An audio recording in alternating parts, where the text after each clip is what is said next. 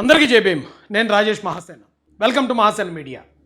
ఈరోజు మీకు ఒక సినిమా గురించి చెప్తాను. కిల్ అండి ఈ సినిమా పేరు. ఇది ఓటీటీలో ఉంది, చూడండి, తెలుగులో కూడా ఉంది. ఈ సినిమాకు ఉన్న ప్రత్యేకత ఏంటంటే, జనరల్గా ఎక్కడన్నా మనం చూసినప్పుడు విలను ఒకడో ఇద్దరు ఉంటారు. సామాన్య ప్రజలు ఎక్కువ మంది వాళ్ళ ద్వారా బాధపడి విలన్స్ని తిడుతూ ఉంటారు ఎక్కువ మంది జనం. కానీ ఈ సినిమా గొప్పతనం ఏంటంటే, సినిమా మొత్తం ఒక ట్రైన్లో స్టార్ట్ అవుతుంది. ఆ ట్రైన్లో దాదాపు ఒక 40-50 మంది దొంగలు, బందిపోటు దొంగలు ఆ ట్రైన్లో ఎక్కుతారు దోచుకోవడానికి. హీరో ఒకడే ఉంటాడు, ఇతని ఫ్రెండ్ ఒకడు, ఇద్దరే ఉంటారు. సో ఇక్కడ మెజారిటీ వచ్చి ఈ బందిపోటు దొంగలు ఉంటారు, వీళ్ళిద్దరే ఉంటారు యువతల. కాబట్టి ఆ మెజారిటీ దొంగలు వీళ్ళ గురించి తప్పుగా మాట్లాడితే హీరో విలన్ అయిపోడండి. మెజారిటీ అంటే 1కి 100, 100కి 1000 మంది వచ్చేసి లేదు చంద్రబాబు నాయుడు గారు తప్పు చేసేస్తున్నారు, అన్యాయం చేస్తున్నారని మాట్లాడడం వల్ల చేసిన న్యాయం ఏదైతే ఉందో, చేసిన మంచి ఏదైతే ఉందో అదైతే చెడుగా మారిపోదు. దానికి ఉదాహరణ ఈ సినిమా ఒకసారి మీరు చూడండి. ఈ సినిమాలో ఆ బందిపోటు దొంగలు వచ్చి నిర్దాక్షిణ్యంగా ప్రజలను చంపుతూ ఉంటారు. ఆ ట్రైన్లో ఉన్న వాళ్ళని చాలా ఘోరంగా చంపుతుంటారండి. చంపుతుంటే వీళ్ళ కమాండోస్ అనమాట. హీరో ఫ్రెండ్ కూడా ఆర్మీ ఆఫీసర్ కమాండోస్. వీళ్ళు తిరగబడతారు. తిరగబడి మొత్తం ఆ 40 మంది సంగతి ఒకడిని కొట్టుకుంటూ వెళ్తూ ఉంటారు. వీళ్ళు ఒక స్థాయికి వెళ్ళేటప్పటికి అంత క్రూరమైన విలన్స్ కూడా ఏ హీరోని అంటాడు ఆ విలన్ గాడు, నువ్వు అసలు నిజంగా సైనికుడువా కాదు, నువ్వు రాక్షసుడివి అని తిడుతుంటాడు. ఆడు క్రూరమైన రాక్షసుడు, ఆడు మనుషుల్ని చంపేస్తూ ఉంటాడు. బందిపోటు, ఆ బందిపోటులను కొడుతున్నాడని హీరోని రాక్షసుడిని తిడతాడు విలను. ఎక్కడ చూడం మనం, కొత్తగా అనిపిస్తుంది ఆ సినిమాలో. ఈ రోజున వైసీపీ వాళ్ళని చూస్తుంటే నాకు అదే గుర్తొస్తుందండి. ఎందుకు గుర్తొస్తుంది రాజేష్ అని మీరు అడగొచ్చు. వైసీపీ హయాంలో ఎన్నో నేరాలు, ఘోరాలు, అన్యాయాలు జరిగాయి. ఇప్పుడు కూటమి ప్రభుత్వం వచ్చిన తర్వాత, చంద్రబాబు నాయుడు గారు సీఎం అయిన తర్వాత ఈ రాష్ట్రం ఒక గాడిని పడుతుంది. ఇప్పుడిప్పుడు ఈ రాష్ట్రానికి మళ్ళీ ఆశలు చిగురిస్తున్నాయి. కొత్తగా పెట్టుబడులు వస్తున్నాయి, కుర్రోళ్ళకి గవర్నమెంట్ ఉద్యోగాలు వస్తున్నాయి, కొత్త ఇండస్ట్రీలు వస్తున్నాయి, కొత్త ఆశలు ప్రజల్లో, యువతలో, నిరుద్యోగుల్లో కొత్త ఆశలు రేకెత్తుతున్న ఈ సమయంలో కాపులకు అన్యాయం జరిగిపోయింది, కాపుల మీద దాడి జరిగిపోతుంది అంటాడు ఒక నాయకుడు వచ్చి. ఇంకో నాయకుడు వచ్చి బీసీలను తొక్కేస్తున్నారు, బీసీల మీద బీభత్సమైన దాడులు జరిగిపోతున్నాయి, ఈ రాష్ట్రం అల్లకల్లోలం అయిపోతుంది అంటాడు ఇంకో నాయకుడు వచ్చి. మరొక నాయకుడు వచ్చి లేదు ఎస్సీలు, దళితుల్ని ఇంకా తొక్కిపెట్టి నార తీసేస్తున్నారు అంతే, ఈ రాష్ట్రంలో అసలు చట్టం కరువైంది అంటున్నాడు. ఏంటండి ఈ ప్రచారం ఏంటి? నిజంగానే అలా జరుగుతుందా? మరి మా కళ్ళకి ఎక్కడ కనపట్లేదేంటి?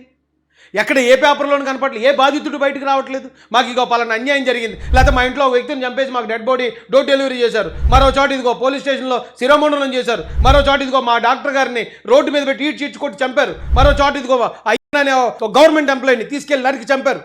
ఇలాంటి ఏ వార్తలు లేవేంటి? మరి ఏమీ లేకపోయినా చంద్రబాబు నాయుడు గారి ప్రభుత్వంలో కాపుల మీద దాడులు జరిగిపోతున్నాయి, బీసీల మీద దాడులు జరిగిపోతున్నాయి, ఎస్సీల మీద దాడులు జరిగిపోతున్నాయని ఈ ప్రచారం ఎందుకు పెడుతున్నారు? తప్పు కదండి ఇది.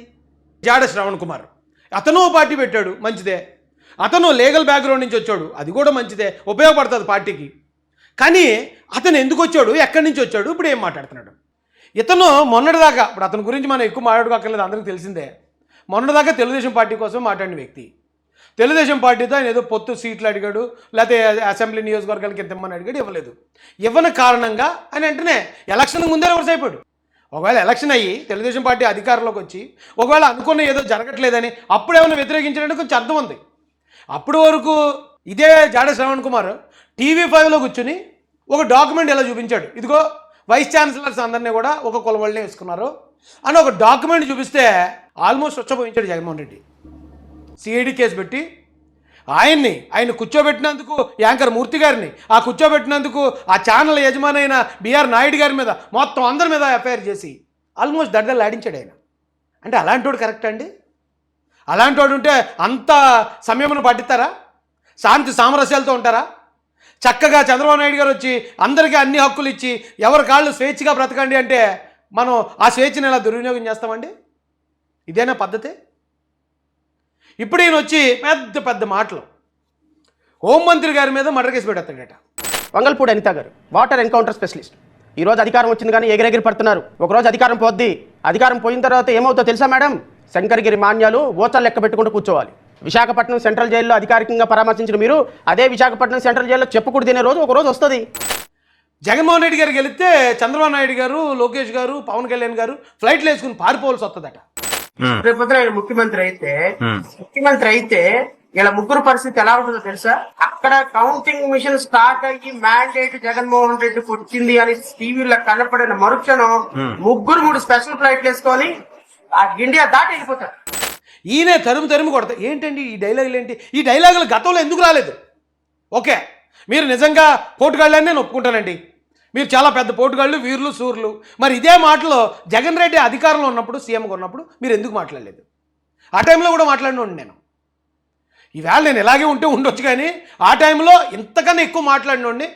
ఏది జరిగితే అదే జరుగుతుంది, చూసుకుందాం ఆయనకి పుష్ప స్టైల్లో మొత్తం తెగించేసి నిలబడినోడిని. అప్పుడు మాట్లాడిన వాళ్ళు ఎవరో ఈవేళ ఒక మంచి వ్యక్తి, ఒక పెద్ద ఆయన అధికారంలోకి వచ్చి అందరినీ పిల్లల్లాగా, అందరినీ సొంత కుటుంబంలో చూసుకుంటూ, ఎవరు తిట్టినా ఎవరు ఏం చేసినా మాట్లాడకుండా భరిస్తూ పోతా ఉంటే మనం ఆయన్ని ఇలా ఇబ్బంది పెట్టడం ఎంతవరకు న్యాయం అండి? ఆయన ఇలాగ అవమానకరంగా మాట్లాడడం ఎంతవరకు న్యాయం అండి? తప్పు కదండి అది. తప్పని అనిపించట్లేదా మీకు? రాజకీయం చేయండి, తప్పులేదు. ఇప్పుడు మీరు పార్టీ పెట్టారు, జాడ శ్రావణ్ గారు పార్టీ పెట్టారు. ఎస్, నేను పార్టీ పెట్టాను, బడుగు బలహీన వర్గాల కోసం నేను పనిచేస్తాను, ఇగో నేను గెలిస్తే ఇక మీకు ఇలా చేస్తాను, మాట్లాడండి, తప్పులేదు. లేదు, ఈ గవర్నమెంట్ ఎక్కడన్నా పొరపాటు చేసిందా, ఆ పొరపాటుని ఎండగట్టండి, తప్పులేదు. ఈ ప్రభుత్వం ఏమైనా అన్యాయం చేస్తే ఏం అన్యాయం చేసింది, వైసీపీ హయాంలో ఏం అన్యాయాలు జరిగాయి, వాటిని కంపేర్ చేయండి. కంపేర్ చేసి ఒకవేళ వీళ్ళందరికన్నా నేనైతే బాగా చేస్తాను అనేది ఏమైనా ఉంటే మీరు చెప్పండి. అది మిమ్మల్ని నమ్మితే ప్రజలు ఖచ్చితంగా ఓటేస్తారు. అంతేగాని తెలుగుదేశం నుంచే ఎస్సీలను, కాపుల్ని, బీసీలని బయటికి లాక్కురావాలనే ప్రయత్నం మాత్రం చేస్తే ఎంతకన్నా పెద్ద పెద్ద స్ట్రాటజీలు వేసాడు జగన్మోహన్ రెడ్డి 2019 నుంచి 24 దాకా. అతన్నే మట్టి కనిపించేశారు. మీరు చేసే స్ట్రాటజీలకి జనం ఎవరు పడే పరిస్థితి ఉండదు. ఈ గవర్నమెంట్లో ఏదో అన్యాయం జరిగిపోతుందంటే అలా నమ్మే వాళ్ళు ఎవరైనా ఉంటారు అంటే కనుక వైసీపీ కార్యకర్త ఉంటాడు. జగన్ గారి మీద ఉన్న ప్రేమతోటో లేకపోతే రాజశేఖర రెడ్డి గారి మీద ఉన్న ప్రేమతోటో ఉంటాడు తప్ప మిగతా వాళ్ళు ఎవ్వరూ కూడా ఈ రాష్ట్రంలో ఇప్పుడున్న ఈ ప్రభుత్వంలో బీసీలకో, కాపులకో, లేకపోతే మరొక ఎస్సీలకో అన్యాయాలు జరిగిపోతున్నాయి, అక్రమాలు జరిగిపోతున్నాయి, చంపేస్తున్నారు, డోర్ డెలివరీ చేస్తున్నారంటే నమ్మేవాడు ఎవడున్నాడండి? ఎక్కడ జరుగుతున్నాయి? జరిగితే చూపించండి. జరిగితే చూపించి అక్కడ ఒకవేళ న్యాయం జరగకపోతే దాని మీద ఫైట్ చేయండి. అప్పుడు మీరు రియల్ లీడర్స్ అవుతారు. అంతేగాని లేని దాన్ని క్రియేట్ చేసి బురద మనం జల్లాలి తెలుగుదేశం పార్టీ మీదో, జనసేన మీదో అంటే మళ్ళీ ఆ బురద వచ్చి మీ మీదే పడుతుంది. మిమ్మల్ని నమ్మేవాళ్ళు కూడా మిమ్మల్ని నమ్మరు.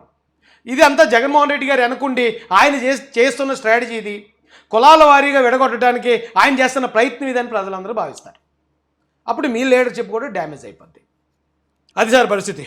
అర్థం చేసుకోవాల్సిందిగా రిక్వెస్ట్ చేస్తూ, ఎక్కడున్న ఎస్సీలు కానీ, బీసీలు కానీ, కాపులు కానీ ఎవరి మాటలు మీరు నమ్మకండి. తెలుగుదేశం చెప్పినా, జనసేన చెప్పినా, వైసీపీ చెప్పినా మీరు చెప్పిన మాటలు కాకుండా వాళ్ళు చేసిన పనులు చూడండి, జరుగుతున్న అభివృద్ధి చూడండి, గతంలో జరిగిన దారుణాలు, అప్పుడు జరిగిన దాడులు, ఇవన్నీ ఒకసారి గుర్తు తెచ్చుకుని రెండు కంపేర్ చేయండి. ఎందుకంటే నాకు ఈ రాష్ట్ర ప్రజల మీద నమ్మకం వచ్చింది. జగన్మోహన్ రెడ్డి గారు అన్ని ఐపాక్ స్ట్రాటజీలు వేసినప్పుడే వాటినే నమ్మలేదు. కాబట్టి ఇప్పుడు ఎవరో వచ్చి అబద్ధాలు చెప్పి మోసం చేసేయగలరు తెలుగు వాళ్ళు అంటే అది జరిగే పని కాదని కూడా తెలుసు. అయినా కూడా ఎప్పుడప్పుడే జరుగుతున్న వాస్తవాలు మీకు తీసుకురావాలి కాబట్టి మీ ముందు తీసుకొచ్చాను. ఇక నిర్ణయం మీదే ఒక లైక్ చేసి, కామెంట్ చేసి దీన్ని అందరికీ ప్రజలందరూ చూసేలా షేర్ చేయాల్సిందిగా రిక్వెస్ట్ చేస్తూ, జై భీమ్, జై భారత్, జై జయ మహాసేన, జై తెలుగుదేశం, జై చంద్రబాబు, జై జయ లోకేష్.